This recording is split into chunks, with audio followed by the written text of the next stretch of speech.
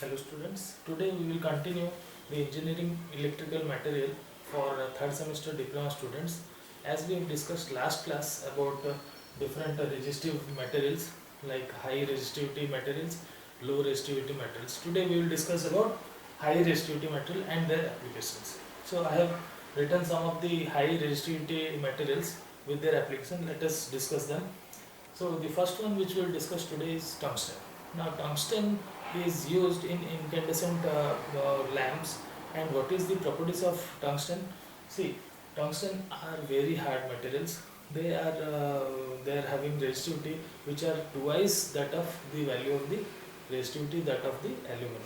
Now tungsten's melting point is around 3300 degrees centigrade. It is very much higher.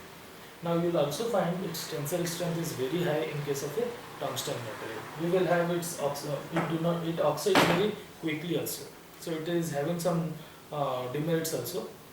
Now its reliability to work over or beyond 200 degrees centigrade is very good. So we can rely upon this material above 200 degree centigrades. Now these are the some of the highlighted points which is the property of tungsten, and the application in which in our electrical fields they find in the tungsten lamp, which I have already said, in the filaments, right?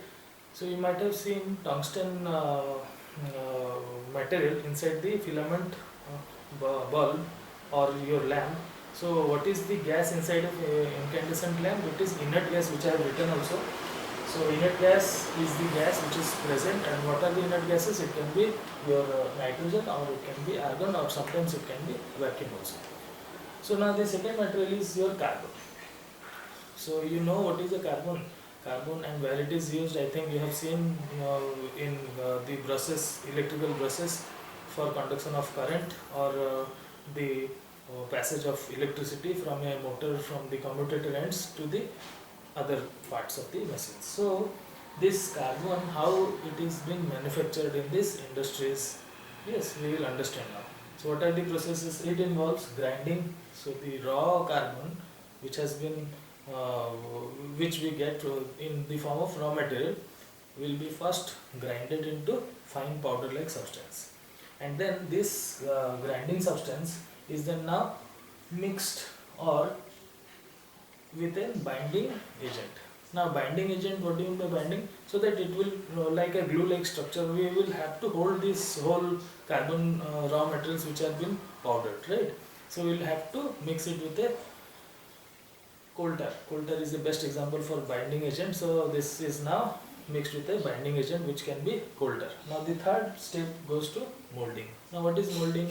Molding is one form of castings. You know casting, suppose I need a defined shape, suppose a brush, it will be rectangular in shape, and its length and breadth is already defined. So I have to first prepare a casting and then I will mold it, right? So what happens to the next step? Now we will go for baking. You know what is baking? We will go for heating the molded equipment so that it will become hard, and finally the product is out. So this is the process by which carbon is manufactured in the industries. Now what are its example and its applications? Already brushes I have told. You will also find its application in electrodes.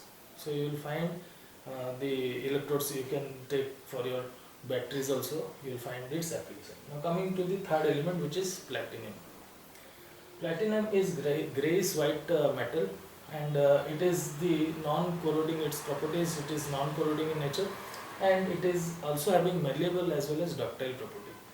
Already we know malleable means it is the property of the material by which it can be produced to thin sheets, can be called as malleable property.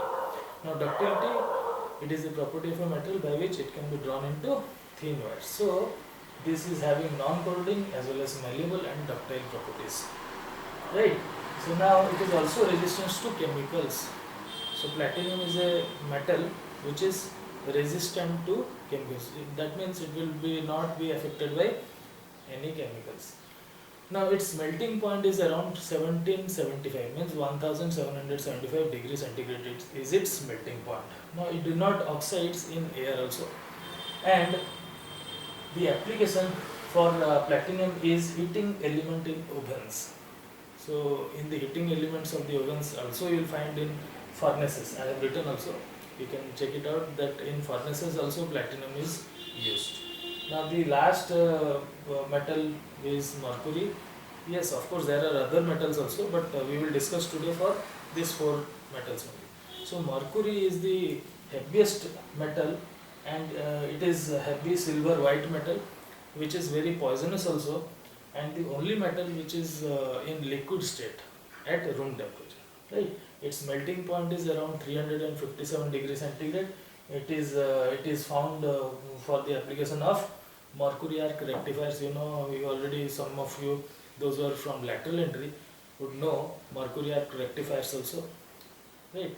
They also are found in the Buchholz relay. Buchholz relay, it is used for transformer protection, for making and breaking the contacts. This mercury arc switches or your Buchholz relay, it is used. So please go through this, and the book, I think you are following S.K. Bhattacharya book, so you can get extra notes or extra materials regarding these things already, which is sufficient. I am already given. So if you need more, you can follow or refer S.K. Bhattacharya. Thank you.